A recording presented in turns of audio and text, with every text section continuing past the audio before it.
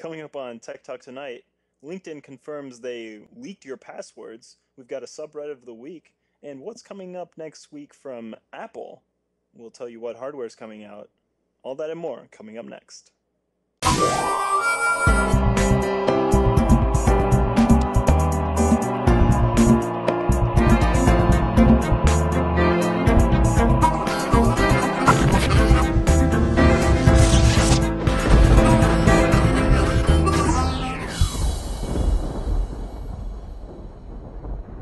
This is Tech Talk Tonight, episode number 58, recorded June 7th, 2012. Linked passwords. Tech Talk Tonight is brought to you by Gavin's ski umbrella. I've been holding it hostage for a couple weeks now. Hey! Thief! Well, hello everyone, and welcome to Tech Talk Tonight. This is episode number 58. And I am joined, as always, by my inevitable co-host, Giggles! Well, hello, everybody! How? I'm the co-host, yes! Why wouldn't I be? This is scary. Hello, Gavin. How are you? Where are you coming from? I am from the... Where are you Skyping in from? The big city. The big city, known as... You guys call it out in the rural areas. Yes, we do. But you open the show more flamboyant every week, and I just can't wait. Stop, Gavin! Come on. 300. All right, that's done. Oh, hello! Welcome to the show. You're gonna be putting on drag by episode 300. Haven't I done drag already? I had a purple puppet on my hand. How else? Anyway, how are you doing? What's going on? I am doing well. Just analyzing the stories for this week. Yes, we got a bunch out there. We need people on that subreddit, reddit.com/r/techtalktonight. I almost said it's true. Today. There must be something going on tonight. Is there like a Venus traveling the sun? I think it's Seems Mars. Like there's been a lot today. of space news recently. We had some space news here last week with the Shuttle X program and stuff, and then let's see here, we had the transit of Venus happen between our shows here. We didn't really talk about that, but I don't think there's actually any space stuff going on this very moment. So I don't know where these people are. Where do you think they are, Gavin? I think they're watching America's Got Talent. Rob says it's the NBA Finals, but we both know that no one watches that. Not anybody that also watches this show, anyway. I don't know. Maybe they're all making movies like I did last weekend, and Oh yeah, I was the 48-hour film festival. It was good times. We completed a musical. This guy was creative. And yeah, we won't know until probably. I'm guessing Monday is when we'll get the email to know. Gigglesthemovie.reddit.com. No, gigglesthemovie.squarespace.com. Oh, yeah. Yeah, way to fail. Anyway, that's not why we're here tonight. We're here to talk technology. What have we got going on this week, Gavin? A big story that probably everybody was talking about that you've heard of even on Facebook. LinkedIn confirms some passwords were hacked. Have you heard about this, Braden? I have heard about this, Gavin, because we both posted this story to our subreddit this week. But do you know why or how these hackers got into LinkedIn? What was the flaw there? Honestly, I don't know that. I just know how to analyze what actually happened after the fact. How did they get in? Well, if you had read my story that I posted, they used a vulnerability in, what's it called? Hash 5. SHA-1? No, the hash MDK5, MD. Oh yeah, MD5. MD5. Okay, so that now has a vulnerability in it. They basically say it is no longer secure to use MD5, and that is how the hackers got into LinkedIn. And it kind of leaves anybody else using MD5 open to the vulnerability. So we could be seeing a lot more of these coming around. Yeah, you should be using SHA-1 instead of MD5. Totally. Everybody knows that. Yeah. So, so the more interesting point that I thought this week was that in different parts of the interwebs. You could find the so for people out there that don't know how the passwords work, there's a one-way hash that's involved. So it takes your password and it runs it through this calculation, and it puts out A a random jumbler. string of letters and numbers and symbols, and it can go one way easily, but you can't go back the other way without doing a intense calculation, and that's what all security is based on, right? On the internet. Right, and this also like makes it more secure for the user itself because not even like the employees necessarily can redo that hash to figure out your password. That's why, Yeah.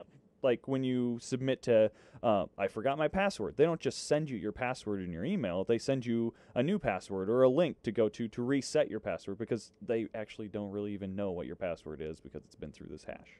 So anyway, the list of hashes was available online. It was about a 245 megabyte text file, and they were also online. People figured out what the hackers already knew. It was that how the LinkedIn was creating that hash, and you could do a simple Python script to run like on your own machine. You put in your password, it creates the hash, and then you could search if that hash is in the list of hashes. Right.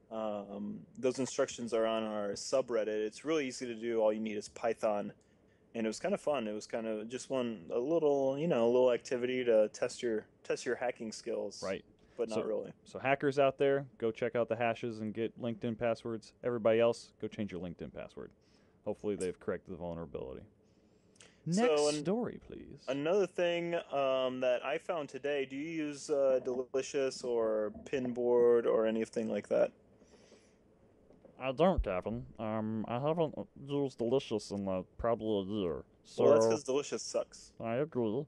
So what are you suggesting that I should use? Well, I mean, I've been using Pinboard, which is a Delicious lookalike, but it's better. Okay.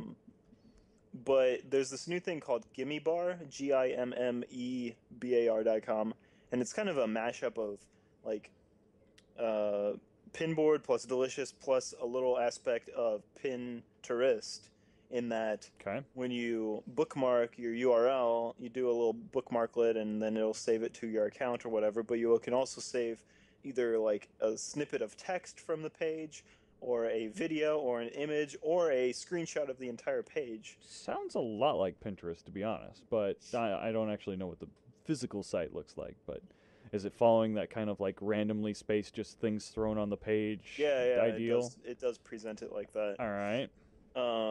But it's kind of good because when you do a bookmark, you don't know. I mean, most likely in 1 to 2 years, some of your bookmarks will just go offline because people stop paying for their web hosting or whatever. Right, and like, they're not going to update their links. They move their site to a different URL or something. It all goes by the wayside. I think I almost think the Google search is probably the better way to go back and find it if you ever try to, I guess.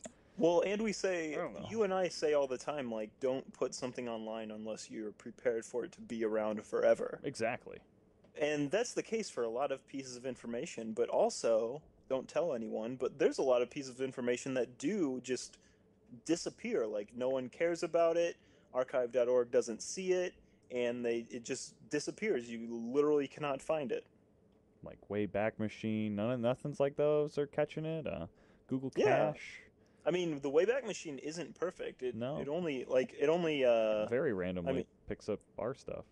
Yeah, exactly. It only gets the big sites every few days, and it only gets crappy sites like my personal site. It only picks that up once a year or something. So Slim Movie's only been picked up 4 times in the 8 years of its existence. So there you go. Yeah, so be caching the stuff that you really like online and keeping it up to yourself. That's kind of important. So, Gimme Bar is an interesting service to try out. We'll put it in the show notes. Try it out, folks. Try it before you download it. Before go to its URL. Before the internet goes offline, because we're all on IPv6 now. No, we're not on IPv6. I am still happy in IP version 4 down here, to be honest. But you're saying that everybody... Network, are you connecting to Charter via IPv6 yet? No. Well, unless they did it on my cable modem without me knowing it. because I know they have that kind of power, I guess. Yeah, I don't know. What do I you don't think know? I'm on IPv6. I don't think we're too small potatoes for that yet. But for people who don't know, 6/6/2012, aka yesterday, Wednesday, June 6th, was the World IPv6 launch. Yes. A year ago, you probably remember. I don't know if we might have covered it I on think we've Tech talked Talk about this Tonight. definitely before. 6/6/2011 was the IPv6 test day, in which everyone switched over for a day to test to see if it worked. And yesterday, top 4 Alexa web ranking websites went to IPv6, including Google, Facebook, YouTube, Yahoo, and others like Bing, AOL, Netflix, Comcast, Microsoft, NASA, Sprint. Yeah. In the U.S. Geological Survey, I don't know why they are But put in this list. are we ever going to have to change our home personal routers over to IPv6? Internally, no, you'd never really have to. Externally, depending on your cable provider or internet provider, they may require you to have IPv6. Yeah, Most likely, they'll both be around for a long time. but that's going to be something that's going to have to be changed on your modem, and that's going to be before your router. So unless there's going to be this big marketing ploy to get us to all buy new home wireless routers and stuff, which I don't put that past them. How much do you want to bet that happens? Yeah, but also with current technology with DSL and cable, they have to have central base stations close enough to the homes, right? They can't the cable signal only goes so far before it degrades too much. So last mile rule.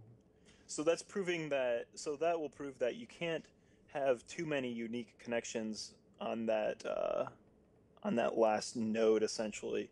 So having the limits of IPv6 on that subnet will probably be okay for them.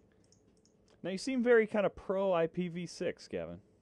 I think I don't know how I feel about it. If we go back to a year ago, I'm pretty sure you were pretty pessimistic about IPv6. There was no reason why we needed to go over to IPv6. We're not. Yeah, I think we're reversing roles here a little bit, to be honest. I think. Well, I did hear an interesting conspiracy theory, and it's only that, but it's that like essentially now we're forced to use the DNS system. Like let's say. For some reason the DNS entry for google.com goes down, you can, in IPv4 world, you can enter a 4-digit or 4 separate 3-digit numbers, right? Like 12 to numbers get to Google. total. Yeah, like 123.123.12.12 or whatever to get to Google. But in IPv6 that would be world, in the local address range. You can't type that in. It's like a 64-bit character string or something. No, it's how many is it? It's 8 banks of 4, right? And it can be letters or numbers.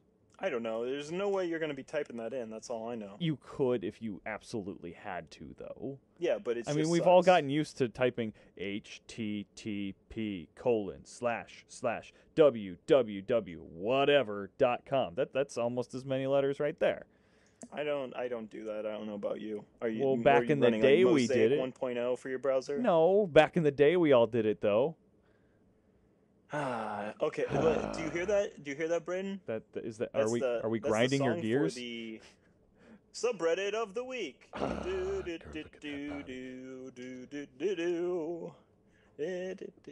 What is the subreddit of the week? The subreddit this week is Does anyone else have a subreddit of the week, Gavin? Because we do. Yes, we do. Lord. Yes. So our subreddit this week is Does anybody else? It is r/does anybody else, all strung together, and don't be fooled by their counterpart r/DAE, because that's just the short acronym. There's not nearly as many people there. That's just the idiots. Anyway, if anybody's out there from Does Anybody Else, we're happy to see you. Your subreddit is interesting because you all post and try to see if anybody else out there is doing these weird things that you do, like wish AOL would bring back old school chat rooms. Does anybody else burp when they yawn? Only get road rage in their hometown. Does anybody else leave all their dishes in the dishwasher? I think, and thanks to Rob, Yes. Rob Jib, Thank you, Rob. robjib.com, the Rob blog, great service. He compiled our subreddit of the week this week, and I think it's interesting because it's a unique usage of uh, Reddit. Usually Reddit's just for like hilarious images and stuff, but this is actually like a unique way of sharing thoughts. Yes. Like, I think we need to know if Rob burps when he yawns or removes automatic upvotes.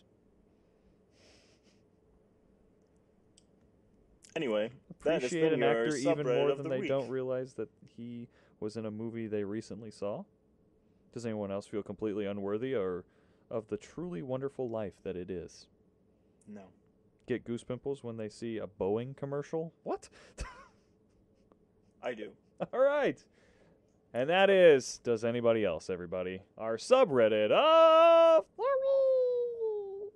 So now we have a few more stories before we have to get out of here because we want to watch that NBA basketball game. And we didn't pay the electric bill, so we're running on fumes. They're both about content. One of them's about what's going on at E3. E3 is going on right now, right, Braden? So E3 is that big convention where everybody plays video games and they announce all their video games and stuff. And really, I haven't been too impressed. You've got a Tomb Raider game coming out. You got Halo 4. Nintendo's the only one that's really announcing hardware. Something called the Wii U, which is more or less it's kind of like an iPad. It's not going to do everything an iPad does, but it's like a video game controller that would be an iPad.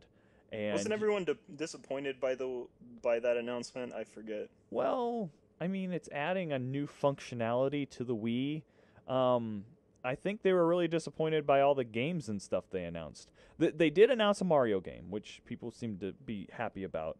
The thing with that is, like, it's the Super Mario Brothers game where, like, all four of you are on the side-scroller Mario, but now they're adding in a fifth person with this Wii U controller, and they're going to be able to help the four other people that are playing somehow.